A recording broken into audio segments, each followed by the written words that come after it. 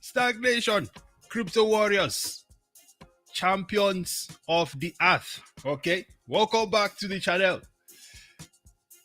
With no further ado, okay, I would like to start by thanking you all for your patience. Thanks for joining us on this beautiful morning. Not only is it a beautiful morning, it seems like a what would you say? How do these people call it? Yeah, they call it a 40 set. No, not 40. A $41,764 Bitcoin type of morning. That's the type of morning it is. With no further ado, ladies and gentlemen, let's jump right into this thing here. So check this out. Sorry, wrong chart here.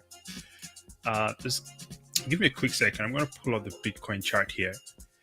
And let's jump into some TA, right? Before we push on with the rest of the show here.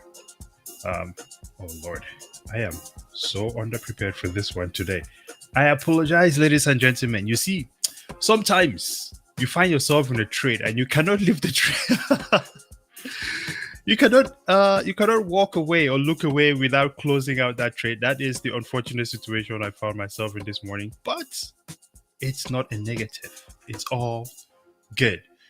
So let's see who's in the chat with us, ladies and gentlemen. If you're in the chat, if you're making some gains this morning, if you will, please let us know in the chat, man. Good morning to everyone.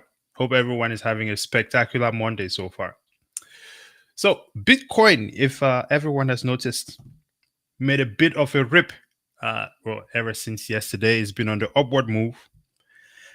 And today, I don't have, I will not say I have too much of a, well, I was going to say I don't have too much of a concept I want to dive in on, but I do, except this time, I'm just going to go from some personal experience and something I believe we can all relate to when it comes to the stance that the West is taking on Bitcoin, specifically the United States, because that's where it relates to all of us. And then, of course, before we even do that, we're going to be looking at some Bitcoin TA, because this is the best time to do that, ladies and gentlemen. It's always a good time to do that. So if we look at Bitcoin here, currently trading at $41,665, according to, sorry, this is actually a perpetuals futures chart, but nonetheless, I'd say close enough, right? So it's trading around 41,600 right now. Yesterday, looking at the chart, I didn't dive too deep into the technical analysis, but looking at this here, it seems to me that about 48,000 is where the next major resistance point is. So I'm saying the events where we have a bit of an overrun, right? We'll call it that, a bit of an overrun. Then I think we might even, maybe attempt to touch 50K at that point in time. So looking quite bullish here. Let me know down in the comments. Is there something, any trades or any other coins that you're holding right now where you're feeling absolutely ecstatic about this price action thus far? All right, amazing. So on today's show, we're actually going to be keeping this one very short. I wanted to point out something that I've noticed is happening. And champions, please let me know in the comments if you guys see the same thing. I would really just like your feedback on it, because we never know who's listening and we never know whose life we might be about to make a difference in at this point in time. I know for myself, for sure, this is something that I will be taking action on it gradually over the few coming years. Now, if we look at this article here, it says Brazil's largest bank launches a Bitcoin and Ethereum trading platform. At the same time, if we look at most of the um, news that has been coming out recently, especially around Bitcoin, we'll see that the news is quite positive as it relates to foreign nations, right? When I say foreign nations, that's because I'm sitting here in the US. But when it comes to the US, it seems that the only news that we get when it comes to Bitcoin is Gary Gensler and the rest of those people there uh, hogging the spotlight of what is essentially the future economy, a much more superior economy to what they have now. I think we all agree as a society that the systems that we have in place right now is not functional.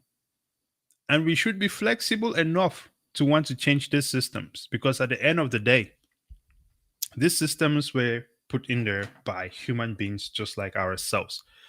So it is a bit perplexing to me when we find ourselves in a place where um, there is a bit of rigid or say lack of mobility, right? When the current governing system is quite rigid to change. I get it.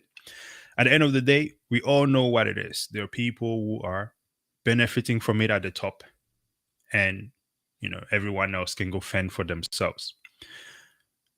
I think we must also recognize that this concept is nothing new. It's at the end of the day, these are only human beings like the rest of us, and all they're trying to do is try to secure um, their own wealth, their family's future, their generation's wealth. And it should be the same thing that we are all doing. However, we can see that there's clearly blockades to that. I think this is probably a great point to segue into a story which I'd like to share with you all this morning. Okay, did you guys know you'll be listening to a spectacular story time this morning time when you woke up this morning? Okay, you probably did. So here's the thing. Obviously, I was not born in the United States. I think that is evidenced by the accent, right? The hefty accent, which I have at this point in time. But why did we come to the United States? Right, will be the next question. You see, my parents at some point in time came to a determination that the environment in which we were growing was probably not the best for our success, for their children's success, maybe for their future success, and so on and so forth.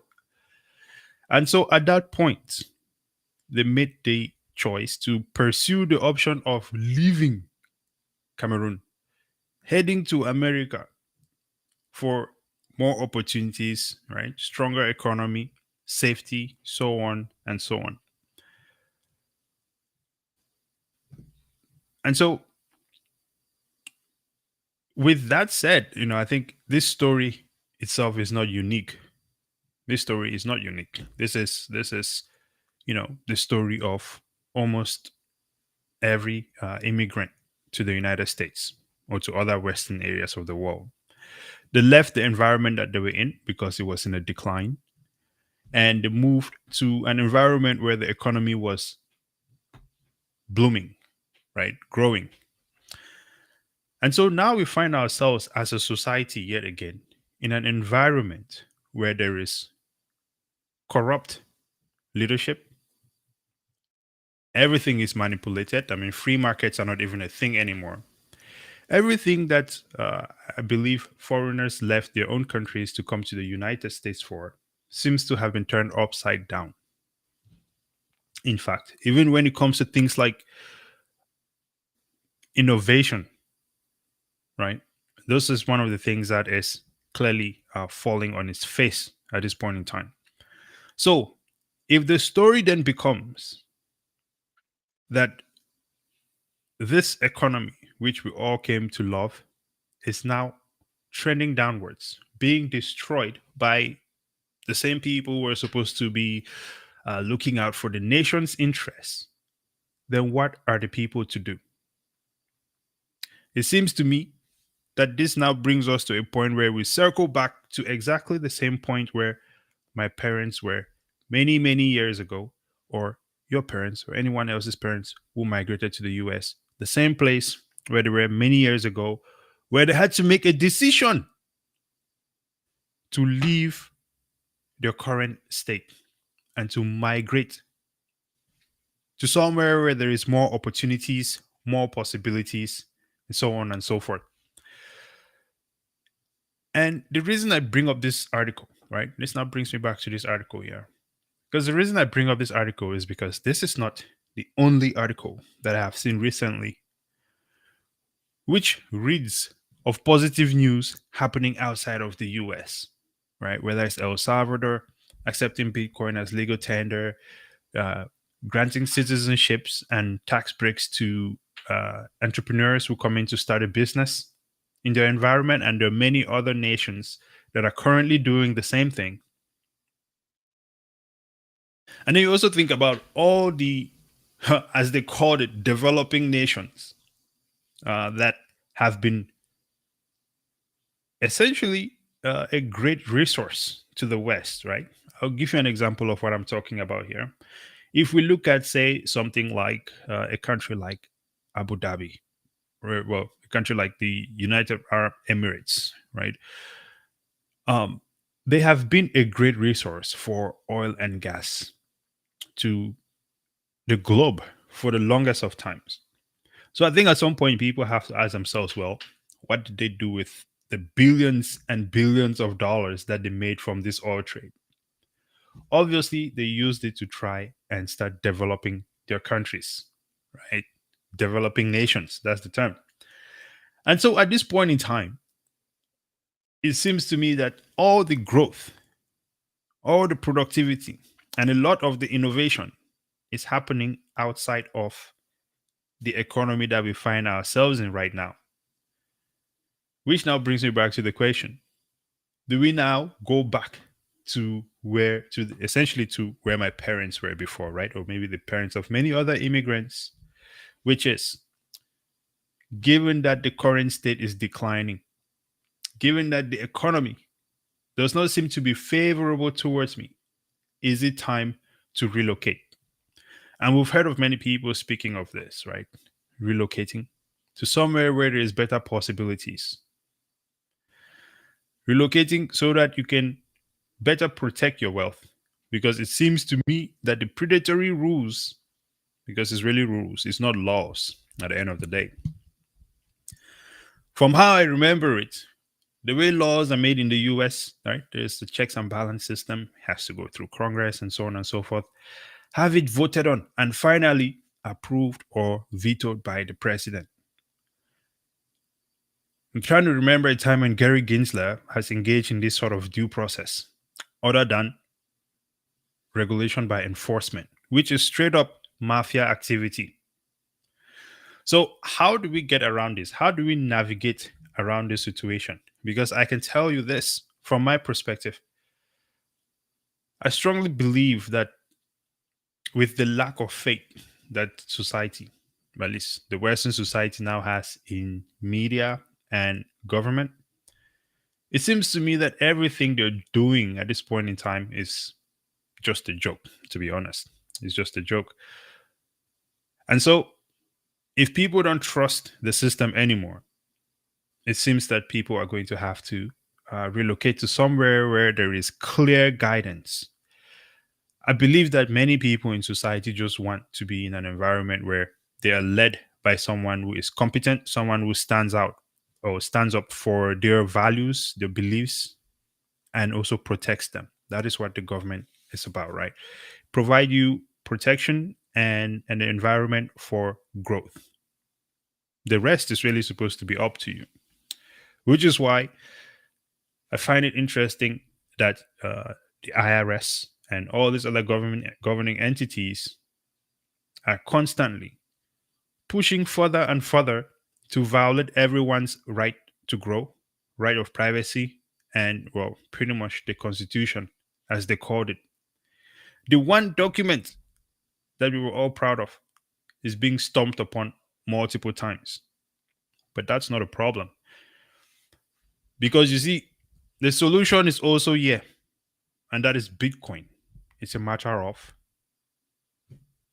are people going to pick up on it, learn it, and maybe geographically place themselves in an area that is more advantageous to them, their goals, and really your peace. Your spirit has to be calm. Otherwise, you only find yourself reacting to the madness that these people are up to these days. All right. So I feel like I just went on a bit of a non-stop monologue there, right? But I just wanted to share that perspective with everyone this morning.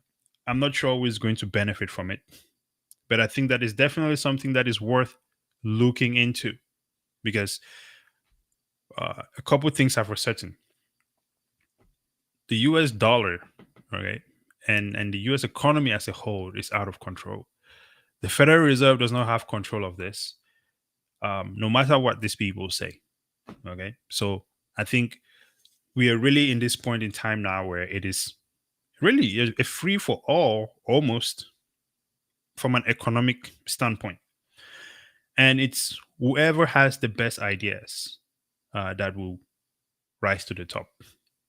I think it is absolutely a great time for society as a whole to definitely start considering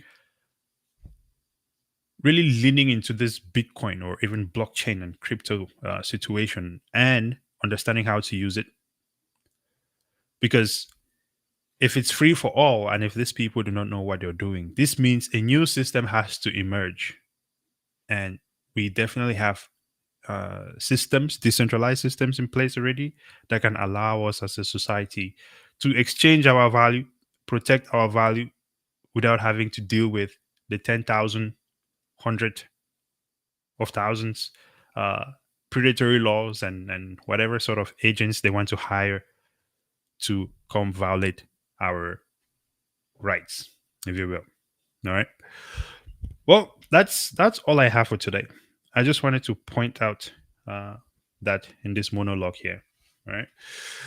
Now, before I roll out, ladies and gentlemen, I know once I jumped out of the trade that I was in, I had to just rush and get back on the show here or jump on the show here. So I did not really roll through the show as usual, but that is fine. That is fine because you see, when you're a how do they call it?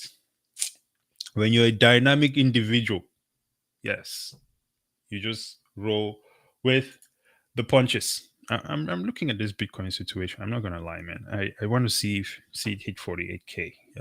That'd be quite interesting. So, man, that's the 1 hour chart there. Just looking beautiful. This thing is looking, at least on the 1 hour chart, looking super bullish. But yeah, we're not even losing steam on the 4 hour chart yet. I mean, it seems to be a bit oversold right now. But then again, this is Bitcoin.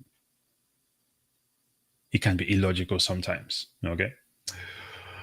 Well, ladies and gentlemen, let me just look at some. Oh, actually, we don't have that many comments today, but we do have BK Crypto in the He's Out. Okay. Which, speaking of BK Crypto, okay, please be sure to hop over to our friends' website, the squad. Okay, they have a strong website going on here, man, with some strong design. Is what you say, yeah. Oh wait, I pushed the wrong button. Right. Yes, with some strong design and some discounts going on as well. Okay, BK Crypto, these guys are, you know what I mean, they're on it, man. If you can see, and look, there is a lot of as they'll say these days, a lot of representation going on the website. These guys make sure to capture everybody. It looks like the whole world. So please go ahead and support the mission over there at bkcrypto.com. All right. Now, ladies and gentlemen, please be sure to subscribe to the channel. And massive shout out to the Gentlemen of Crypto, by the way. Thanks for letting us do our show on your channel every Monday at 9 a.m. Eastern Time. We are also on X as StackFin and, of course, Spotify as Stack. Double O is in Nigeria. He actually messaged me this morning. He just landed in Nigeria. I'm sure he probably landed and was screaming out of his face because Bitcoin was running while he was in flight. Oh man, yeah, I'm pretty sure that's at least going to make him happy before he steps out there to the motherland. All right. Well, ladies and gentlemen, I will let you all get after it. I'm sure you have vegetables to eat, bitcoins to buy, etc., etc. LB Crypto says, "What's good, bro? What's up, champion? Take it easy. Until next time, brazen out."